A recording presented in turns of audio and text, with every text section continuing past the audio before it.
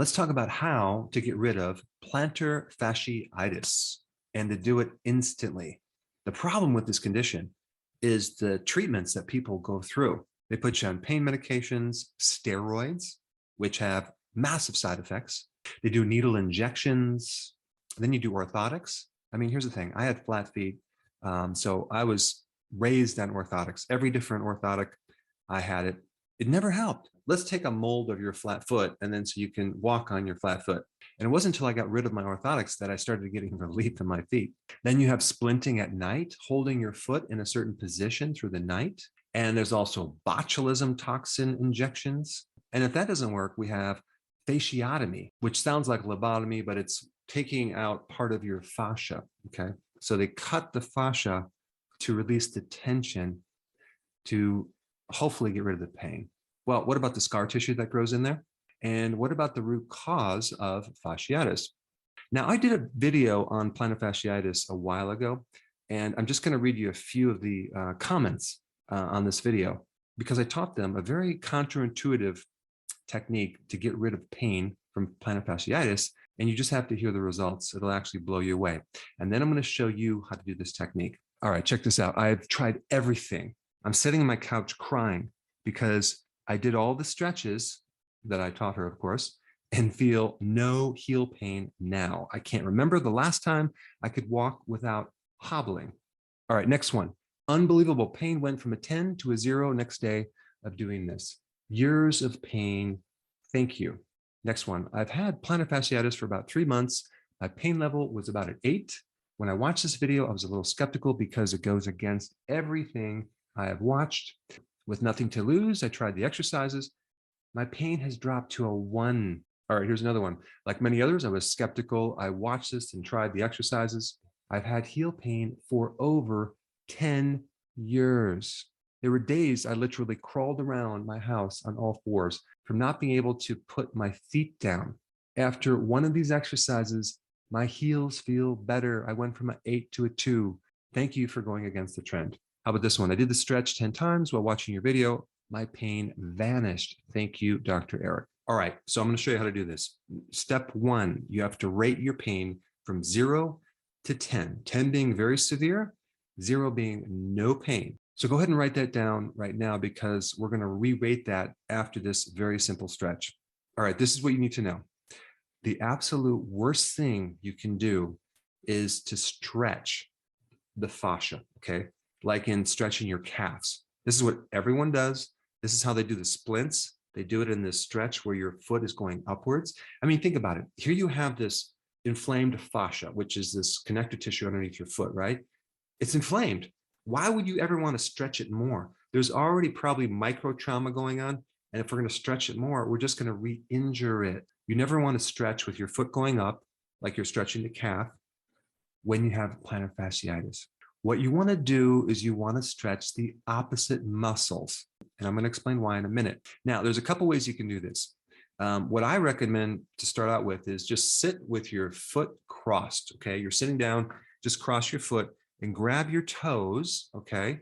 And stretch your foot going downward, okay? So in other words, you're not stretching your calf, you're stretching the muscles on the front part of your shin. That muscle is called the anterior tibialis. So you're stretching your foot down, okay? You're gonna stretch it, relax it. Stretch it, relax it. Stretch it, relax it. Just do that 10 times right now. Now, as you're stretching, I wanna tell you something. Anytime you have an injury like inflammation underneath your foot and you stretch the opposite muscle, what's gonna happen, you're gonna send signals on the opposite side because anytime you contract a muscle, there is a circuit that connects this muscle with the opposing muscle.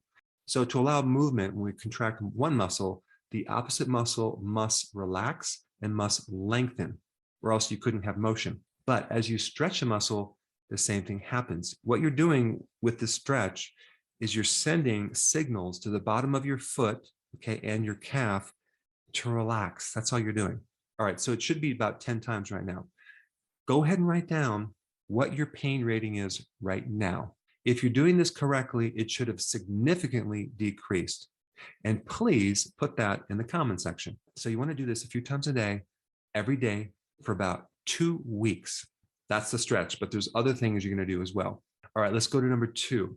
You want to avoid pro-inflammatory foods and things that are considered food, but are really not food. Now, if you take a look at junk food, it's really made out of 3 things: refined flour, refined sugar, and refined oils.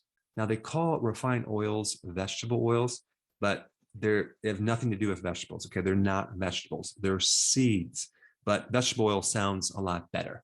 I mean, what are you going to do? Like squeeze a carrot or lettuce and try to pull oil out of there? That's not what happens. What they do with seed oils is to extract oil from the seed. You have to put these seeds under tremendous pressure with solvents like hexane, which can be toxic to your nervous system. And you have to put them under very high heats.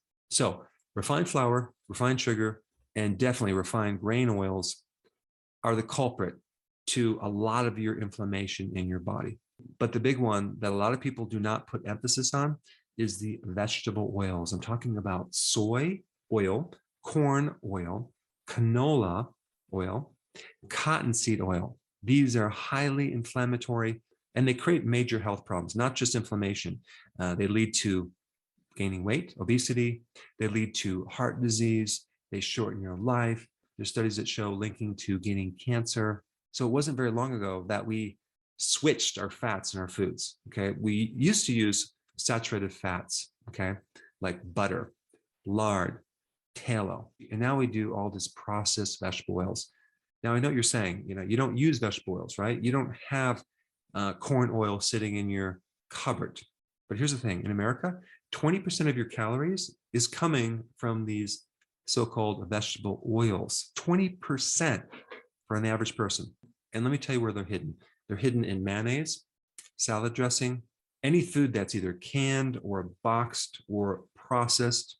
They're fed to animals in their animal feeds that you end up eating. And they're in pretty much every single restaurant that you go to. These restaurants do not cook with butter or olive oil. They use soy and corn and canola, unfortunately. So if you're going out to dinner a lot and you feel more plantar fasciitis, then we know why. Now, what happens with these omega-6 fatty acids, which are pro-inflammatory, is they start to replace certain healthy fats inside your cell membranes. In other words, they get lodged in the cells, and it creates a situation where it's very, very difficult to get these oils out. It actually takes about 4 years to detox these oils out of your cells, to get them out of your body, because they're so locked in to every single cell membrane.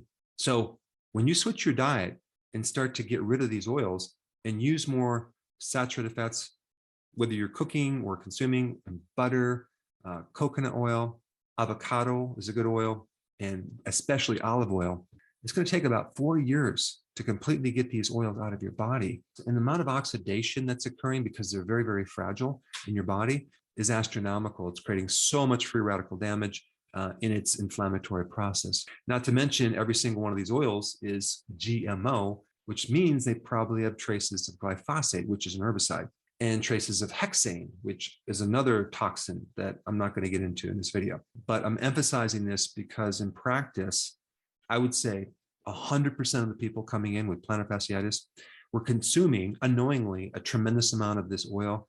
And as soon as we made the switch and switched these fats, there was significant improvement, not just in inflammation, but in all sorts of health-related issues. All right, the next thing you could do for some quick relief is start taking vitamin D3 if it's the winter. If it's the summer, you go outside, you get a lot of sun, because vitamin D3 is one of the most powerful anti-inflammatory. And I wouldn't just take, 600 IUs, which is the RDA. I would take minimally 10,000 IUs, but preferably 20,000 IUs. But you're going to find probably within a few hours that any inflammation in your body, whether it's in the bottom of your foot or your back, is going to start to vanish. All right. And the last thing that creates a lot of inflammation is frequent eating. So I highly recommend you start intermittent fasting, and you're going to find that too is going to create a huge effect in your inflammation, not to mention other things like weight, your mood, your cognitive function. and your energy. Now, for those of you that want the best anti-inflammatory diet, I'm going to put it right here. There's actually a series or a playlist of a few videos that you need to watch. Check it out. I put it right here.